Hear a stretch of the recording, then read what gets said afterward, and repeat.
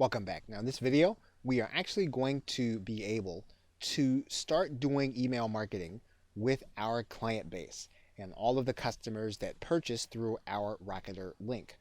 So in order to do that, we are going to go to this marketing link, and then we're going to click this link that says new marketing email. When we do that, we're actually going to come to a specific page, and we can actually select the buyers that we like to email.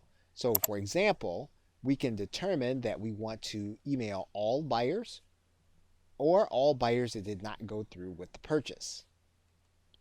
We can write in a subject for our email, and then we can add in additional content for our message. We can add in our text. We can edit using any of the menu items that we have here, and then we can hit send. Now, one thing that you'll want to be aware of is that Rocketr will allow you to email these contacts every 72 hours. As long as you keep that in mind, you'll be able to keep track of what's happening with those who have purchased your product and then be able to offer them even more value. Okay, so with that, thanks, and I will see you in another video.